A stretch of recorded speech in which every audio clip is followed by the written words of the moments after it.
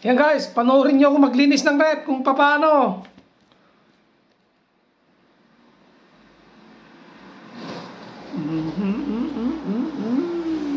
Maria.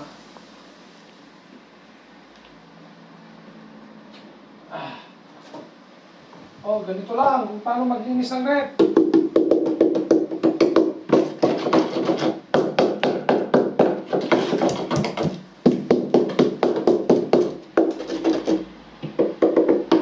Gamit ang pamukpok.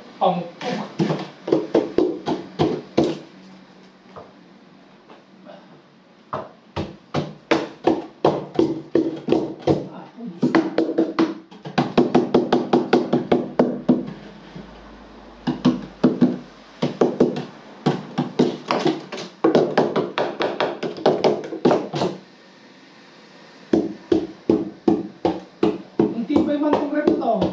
Ilang taon na. Ilang taon ko na rin pinupukpok. Yung ganitong bagay. Ito. Oh. Ano?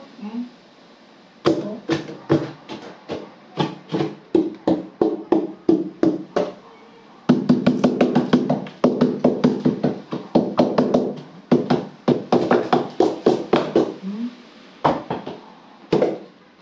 Saan ka pa?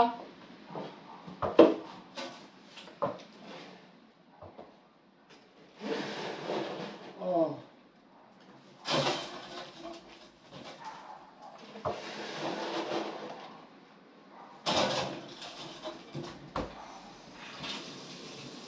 Eso.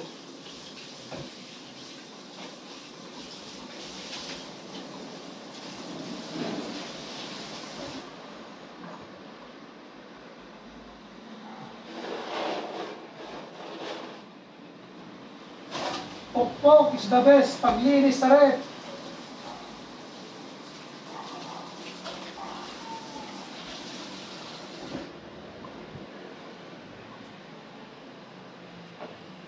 Diba?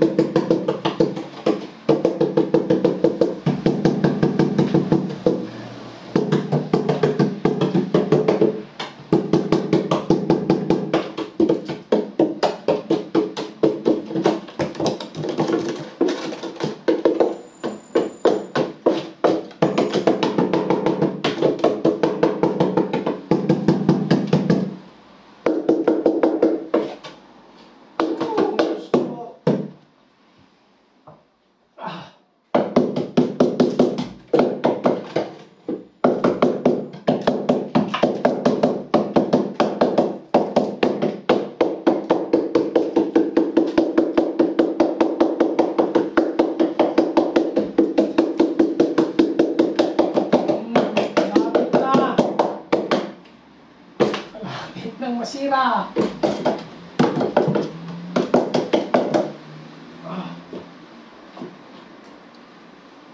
Malapit nang masira ang ating rep.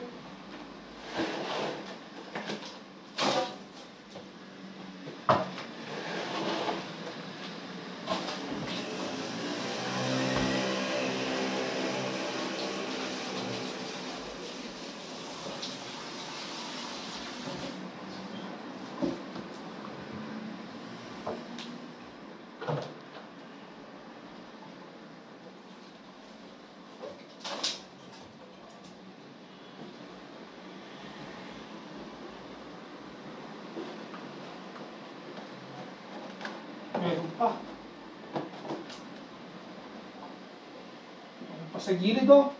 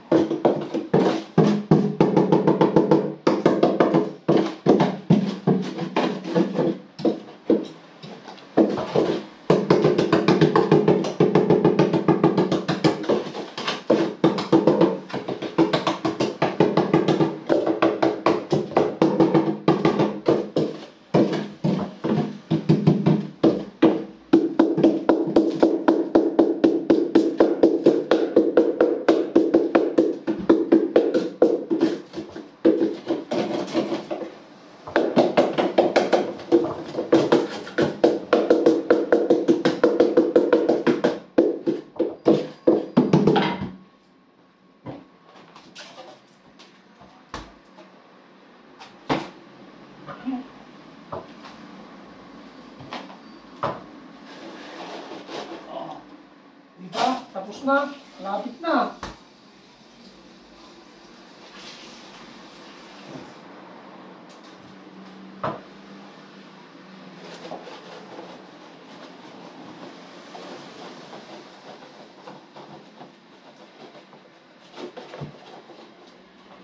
Diba? Dito lang. Paano maglinis ng rep?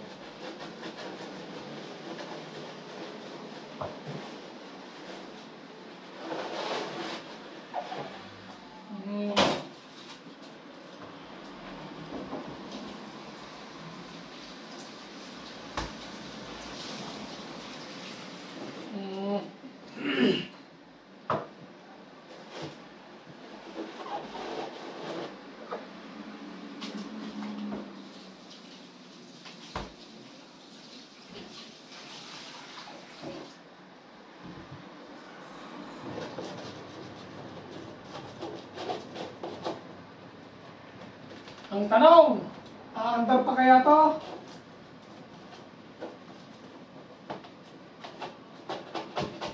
Meron pa.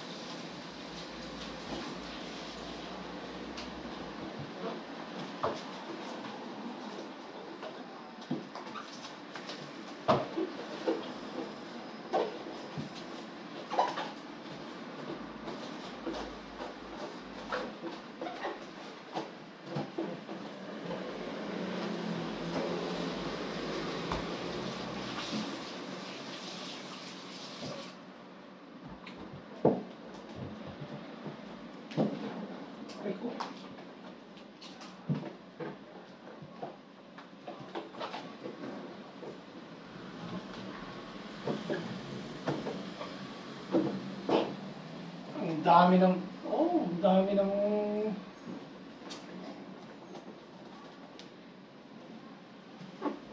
bukol, oh. Pwede pa to.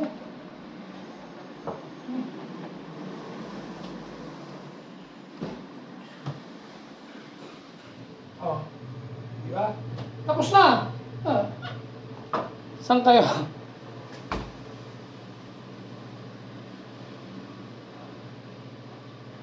Sige, babay na! So, ayan guys, oh. Ito ang ulamin natin ngayon, tahong ni Carla. Hindi ko na pinakita guys sa inyo kung paano igisa, kung ano inilagay ko. Alam nyo naman siguro kung paano magluto ng tahong ni Carla. Tahong ni Carla. Yan. Ano magluto parang parang punsyonan. Happy birthday! Happy birthday to you. Happy birthday to you. Mabuhay ka hanggat gusto mo, tol. Happy birthday sa'yo. Ingat ka palagi dyan. God bless. And your family. Ito ang handa natin ngayon. Ito ang ulam natin, tahong ni Carla. Yan. Ayan, oh. Oh, ang sarap, yummy. Yan, oh. So, ayun na nga guys. Malapit nang maluto ang tahong ni Carla. Ayan na ang tahong ni Carla. Nabukaka na siya. Ay, ay. Ang yummy ang tahong. Lalo na pag, alam nyo na mga lalaki dyan, Nabuka ka. Sobrang buka ka na lang tahong ni Carla. Ang tahong ni Carla ay masarap. Pag luto ang tahong. Pero pag hindi luto ang tahong, hindi masarap.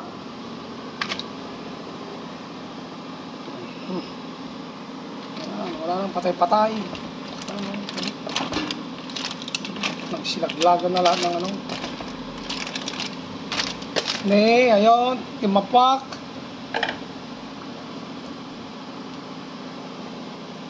Ayan o, oh. Oh, ayan o, nasaan ba? Ayan o, bumuka ka na talaga. Yummy. Wrap.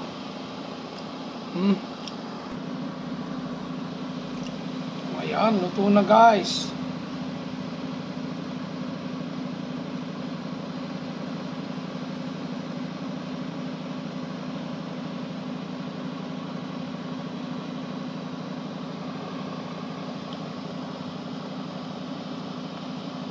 Luto ng tahong ni Carla. Gusto ko. Na-overdose na yata. Wala na. Wala nang laman.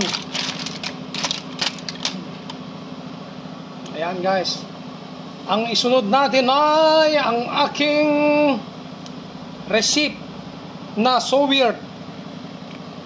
Siguro ang isusunod natin na ulam ay hindi ko lang alam kung nasubukan na ninyong mag-ulam ng ganitong klaseng ulam. Dinengdeng sa Ilocano, bulanglang sa Tagalog, but so weird. Sabihin nyo siguro, antay-antay lang, malapit na, nandyan na. Ayan guys, eto na nga yung sinasabi kong so weird na loto ko. Yan. Ang sahog ay pusit. Ayan o. Hindi ko na rin pinakita sa inyo kung paano ang proseso niya. Mabilis lang itong proseso. Kamatis. Kung may bagong, ilagay ang bagong. Kunting laso na. Kami may bagong pero galing ng Pinas, pero hindi naman medyo masarap-sarap. Hindi pa kasi pwede yung bagong ko na ginawa. Yan lang guys, oh.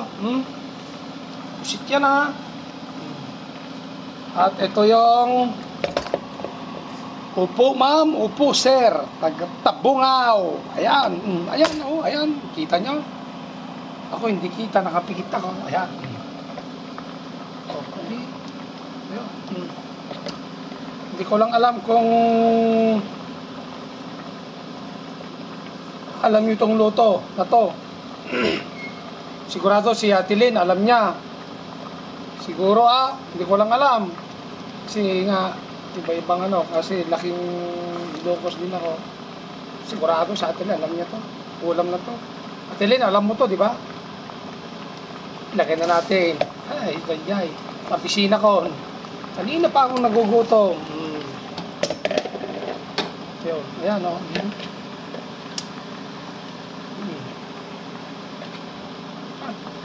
It's very simple. Kasing simple ng simple. Ano?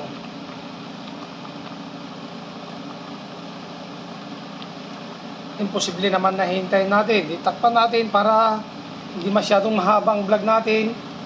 Baka sabihin nyo na naman. Isang oras na naman yan. I-share natin konti. Okay? Alright? Mamaya ulit. Takpan natin muna. So, ayan na nga guys. Anang niluto natin na tabungaw. Tawaging upo. With sagpaw na pusit. Sahog na pusit, malapit nang maluto. Yan.